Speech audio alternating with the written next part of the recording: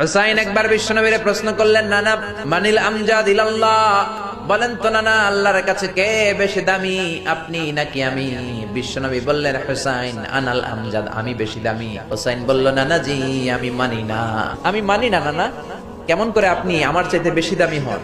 আপনার চাইতে আমি বেশি দামি। বিষ্ণু বললেন, কাইফা যালিক, কেমন করে এটা?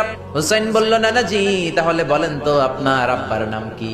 বিশ্বনবী বললেন, আমার আব্বার নাম হলো আব্দুল্লাহ। হুসাইন বলেন, নানা আপনার আব্বা আব্দুল্লাহ কি কোন নবীর মেয়ের জামাই নাকি? বলেন, আমার আব্বার নাম হলো আলী কাররামাল্লাহু ওয়াজহা।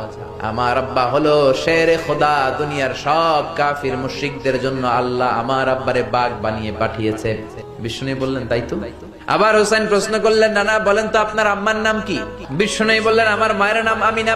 হুসাইন বলল, নানা জি জান্নাতে সর্বপ্রথম যেই মহিলাটা ঢুকবেন ওই মহিলাটা হলো আমার আম্মা জান ফাতিমা।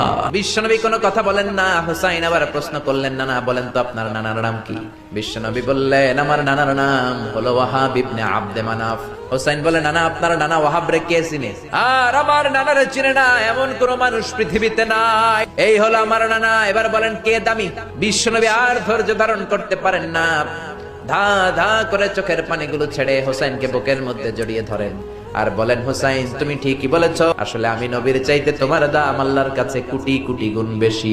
সুবহানাল্লাহ।